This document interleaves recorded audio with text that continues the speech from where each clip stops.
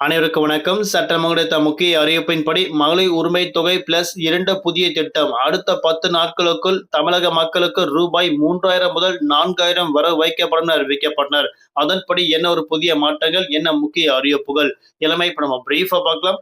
வீடியோவை கொஞ்சம் ஸ்கிப் பண்ணாம கடைசி வரைக்கும் பாருங்க. அப்பதான் தமிழக அரசின் சார்பாக என்ன ஒரு புதிய அறிவிப்பு கொடுக்கப்பட்டார்கள் என்பது பற்றி உங்களுக்கு முழுமையாக தெரியவரும். இனிவரும் காலங்களில் தமிழக அரசு வழங்கக்கூடிய பல்வேறு புதிய சலுகைகள் பற்றி உடனுக்குடன் துல்லியமாக தெரிந்து கொள்ள நம்மளோட சேனலை கீழே இருக்கிற பட்டனை கிளிக் பண்ணி சப்ஸ்கிரைப் பண்ணிக்கோங்க. பக்கத்துல பெல் பட்டனை கிளிக் பண்ணிக்கோங்க. இந்த வீடியோ உங்களுக்கு பிடிச்சிருந்தா லைக் பண்ணுங்க. இப்போ வாங்க வீடியோக்குள் போகலாம். 2026ஆம் ஆண்டு சட்டமன்ற தேர்தல் முடிந்த பிறகு வரக்கூடிய மே மாதம் 4ஆம் தேதி கட்டாயம் வாக்கு எண்ணிக்கை நடைபெறும் என அறிவிக்கப்பட்டனர். அதன்படி அந்த வாக்கு எண்ணிக்கை முடிந்த பிறகு மீண்டும் தமிழக அரசு புதிதாக உருவான பிறகு யார் மீண்டும் ஆட்சிக்கு வந்தாலும் 2000 முதல் 4000 கட்டாயம் கொடுக்கப்படும். அதுல எந்த ஒரு மாற்று கருத்துமே கிடையாது. அதாவது திமுக மீண்டும் ஆட்சிக்கு வந்தால் மகளிர் உரிமை தொகையாக ரூபாய் 2000 கொடுக்கப்படும் அறிவிக்கப்பட்டனர். கோடைக்கால சிறப்பு தொகையாக ரூபாய் 2000 கொடுக்கப்படும். அதாவது வரக்கூடிய மே மாதம் கட்டாயம் கோடைக்காலம். அதனால அவர்கள் மீண்டும் ஆட்சிக்கு வந்தால் ரூபாய் 2000 மகளிர் உரிமை தொகையாக கொடுக்கப்படும். வரக்கூடிய மே மாதங்கள் வெயில் காலங்கள் என்பதால் அந்த மாதங்கள் ரூபாய் 2000 கொடுக்கப்படும். அடுத்தபடியாக புதுமை பெண் திட்டத்தின் மூலமாக ரூபாய் 2000 கொடுக்கப்படும். அது மட்டுமல்லாமல் தமிழ் புதல்வன் திட்டத்தின் மூலமாக ரூபாய் 1000 கொடுக்கப்படும்.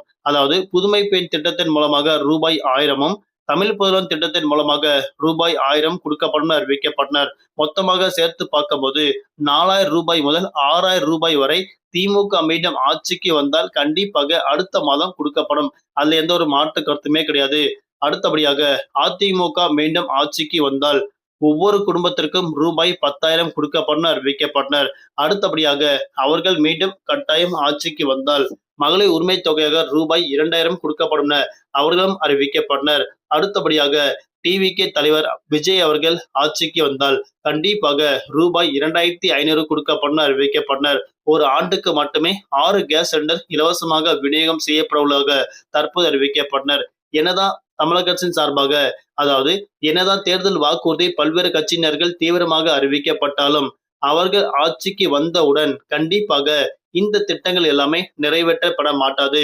ஏற்கனவே 2021ஆம் ஆண்டு திமுக ஆட்சிக்கு வந்த பிறகு 2023ஆம் ஆண்டு தான் இந்த மகளிர் உரிமை தொகை திட்டம் தொடங்கப்பட்டாங்க. அதாவது 2023ஆம் ஆண்டு செப்டம்பர் மாதம் 5ஆம் தேதி முதல் இந்த ரூபாய் 2000 வந்து மகளிருக்கு கொடுக்கப்பட்டு வராங்க. அதிலும் பல்வேறு நிபந்தனைகள் கட்டாயம் விதிக்கப்பட்டாங்க. பல்வேறு விதிமுறைகள் அதுக்கும் கொடுக்கப்பட்டாங்க. அவர்கள் தகுதிய நபர்கள் என கண்டறியப்பட்ட பிறகுதான் அவர்களுக்கு கட்டாயம் கொடுக்கப்படும் அறிவிக்கப்பட்டாங்க. அதாவது இப்போ ரீசெண்டா மகளிருக்கு மட்டும்தான் கொடுக்கப்படும் அறிவிக்கப்பட்டாங்க. 60 வயதுக்கு உட்பட்ட நபர்களுக்கு மட்டும்தான் கண்டிப்பாக கொடுக்கப்படும். அடுத்தபடியாக பென்ஷன் வாங்கக்கூடிய நபர்கள், ஓய்வூதியம் வாங்கக்கூடிய நபர்களாக நீங்க இருந்தால் உங்களுக்கு கண்டிப்பாக இந்த மகளிர் உரிமை தொகை கட்டாயம் கிடையாதுன்னு அறிவிக்கப்பட்டனர். இப்போ ரீசெண்டா தமிழக மக்களுக்கு என்ன ஒரு புதிய மாற்றங்கள் விதிக்கப்பட்டார்கள் அப்படின்னா, இப்போ புதிதாக ரேஷன் கார்டு அச்சடிக்கும் பணி தற்காலிகமாக நிறுத்தி வைக்கப்பட்டாங்க. எதற்காக அப்படின்னா 2026ஆம் ஆண்டு சட்டமன்ற தேர்தல் நெருங்கியுள்ள நிலையில், அதாவது தேர்தல் வாக்கு எண்ணிக்கை நெருங்கியுள்ள நிலையில் ரேஷன் கார்டு அச்சடிக்கும் பணி தற்காலிகமாக நிறுத்தி வைக்கப்பட்டாங்க. மீண்டும் தமிழக அரசு புதிதாக உருவான பிறகுதான் கண்டிப்பாக ரேஷன் கார்டு அச்சடிக்கப்பட உள்ளதாக தற்போது அறிவிக்கப்பட்டனர். அப்படி ரேஷன் கார்டு அச்சடிக்கப்பட்டாலும் உடனடியாக உங்களுக்கு ரேஷன் கார்டு கொடுக்கப்பட மாட்டாது. மீண்டும் தமிழக அரசு உருவான பிறகு அடுத்த ஒரு மாதத்திற்குள்ளதான் இந்த பணிகள் தொடங்கப்படும் என தற்போது அறிவிக்கப்பட்டனர். அது மட்டுமல்லாமல் உங்களுக்கு தற்போது உங்களோட ரேஷன் கார்டுல எந்த ஒரு மாற்றங்கள் மேற்கொள்ளப்பட வேண்டுமென்னாலும் தற்போது வரை மேற்கொள்ளப்பட முடியாது. அதாவது நீங்க உங்களோட ரேஷன் கார்டுல பெயர் மாற்றம், முகவரி மாற்றம் இல்ல போன் நம்பர் மாற்றம் செய்து கொள்ள வேண்டும் என்றாலும் கட்டாயம் இப்போ நீங்க அப்ளை செய்து கொள்ளலாம். அதை நீங்க அப்ளை செய்த பிறகுதான் அடுத்து வரக்கூடிய மே மாதங்கள் 10ஆம் தேதி அல்லது 20ஆம் தேதிக்கு பிறகுதான் உங்களுக்கு திருத்தங்கள் மேற்கொள்ளப்பட உள்ளதாக அறிவிக்கப்பட்டனர்.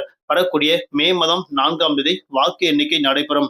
அப்படி வாக்கு எண்ணிக்கை நடந்த பிறகு அடுத்த ஒரு வாரத்திற்கு கட்டாயம் மீண்டும் தமிழக அரசின் சார்பாக யார் மீண்டும் ஆட்சிக்கு வரப்போகிறார்கள் என்பது பற்றி எல்லாருக்கும் தெரிந்துவிடும். அப்படி அவர்கள் ஆட்சிக்கு வந்த பிறகு அடுத்த ஒரு மாதத்திற்கு தான் இந்த பணிகள் தொடங்கப்படுவாங்க. அப்படி இந்த பணிகள் தொடங்கப்பட்ட பிறகுதான் மக்களுக்கு பல திருத்தங்கள் கொண்டுவரப்பட முடியும்னு அறிவிக்கப்பட்டனர். புதிதாக ரேஷன் கார்டு விண்ணப்பிக்கும் நபர்களும் ஏற்கனவே ரேஷன் கார்டுக்கு விண்ணப்பித்து பெற்ற நபர்களும் கண்டிப்பாக இதற்கு அடுத்த 20 முதல் 30 நாட்களுக்குள் காத்திருக்க வேண்டிய நிலை ஏற்படும் தற்போது தமிழக அரசு அறிவிக்கப்பட்டனர். எதற்காக இந்த அறிவிப்பு கொடுக்கப்பட்டது அப்படின்னா, நீங்க குடும்ப தலைவராக உங்களோட ரேஷன் அட்டையில் இருந்தால் கண்டிப்பாக உங்களுக்கு மகளிர் உரிமை தொகை கட்டாயம் கிடையாது. குடும்ப தலைவியாக இருந்தா மட்டும்தான் உங்களுக்கு மகளிர் உரிமை தொகை கொடுக்கப்படும். அது மட்டுமல்லாமல் இப்போ வரக்கூடிய நாட்கள்ல இந்த மகளிர் உரிமை தொகைக்கு என்னென்ன விதிமுறைகள் விதிக்க போறாங்க அப்படின்னா, நீங்க ரேஷன் கார்டில் குடும்ப தலைவியாக இருக்கணும் முதல் கட்டமாக. அடுத்தபடியாக நீங்க வருமான வரி செலுத்தக்கூடிய நபர்களாக கண்டிப்பாக இருக்கக்கூடாதுன்னு அறிவிக்கப்பட்டனர். அப்படி வருமான வரி செலுத்தக்கூடிய நபர்களாக இருந்தால் உங்களுக்கு இனிவரும் காலங்கள்ல மகளிர் உரிமை தொகை கட்டாயம் கிடையாதுன்னு அறிவிக்கப்பட்டனர். அடுத்தபடியாக உங்களுக்கு ஓய்வூதியம் கொடுக்கப்படக்கூடாது இருந்தால் கண்டிப்பாக கிடையாது. அதாவது உங்களுக்கு ஓய்வூதியம் கொடுக்கப்பட்டிருக்கு அப்படின்னா கண்டிப்பாக உங்களுக்கு மகளிர் உரிமை தொகை கிடையாது. அது மட்டுமல்லாமல் நீங்க பென்ஷன் தொகை பல்வேறு நலத்திட்ட உதவிகள் தமிழக அரசின் சார்பாக பெறக்கூடிய நபர்களாக இருந்தால் உங்களுக்கு கண்டிப்பாக கிடையாது. இது எல்லாமே தமிழக அரசு எப்படி தெரிந்து கொள்ளும் அப்படின்னா, உங்களுக்கு முதல் கட்டமாக எந்த ஒரு திட்டத்தில் பணம் கொடுப்பதாக இருந்தாலும் கண்டிப்பாக உங்களோட ஆதார் கார்டு இணைக்கப்பட வேண்டும் என அறிவிக்கப்படுவாங்க. அப்படி ஆதார் கார்டு இணைக்கப்பட்டாதான் உங்களுக்கு அந்த திட்டத்தின் மூலமாக குறிப்பிட்ட தொகை தமிழக அரசின் சார்பாக கொடுக்கப்படுவாங்க. அப்படி உங்களுக்கு உங்களோட அக்கௌண்ட்டில் பணம் செலுத்த வேண்டும் என்றால் உங்களோட ஆதார் கார்டை அவங்க டைப் பண்ணி பார்க்கும்போது நீங்க எந்தெந்த திட்டத்தில் பயன்பெற்று வரீங்க, அடுத்தபடியாக உங்களுக்கு இனிவரும் காலங்கள்ல எந்தெந்த வங்கி கணக்கு இணைக்கப்பட்டிருக்கு அப்படின்ற அனைத்து விவரமே உங்களோட ஆதார் கார்டு ஒரு நம்பர் டைப் பண்ணும்போது, அதாவது 12 இலக்க நம்பர் டைப் பண்ணும்போது உங்களோட விஷயங்கள் எல்லாமே அவங்களுக்கு தெரிய வரும். அப்படி அதில் தெரிய வரும்போது கண்டிப்பாக பல்வேறு திட்டங்கள் நீங்க இணைக்கப்பட்டிருந்தால் உங்களுக்கு இனிவரும் காலங்கள்ல தமிழக அரசின் சார்பாக வழங்கக்கூடிய மகளிர் உரிமை தொகை கட்டாயம் கிடையாதுன்னு அறிவிக்கப்பட்டனர். கண்டிப்பாக மகளிர் உரிமை தொகை பெறக்கூடிய நபர்களாக இருந்தால் அவர்கள் வீட்டில் இருக்கக்கூடிய பெண்களுக்கு புதுமை பெண் திட்டத்தின் மூலமாக ரூபாய் 1000 கிடைக்கும்.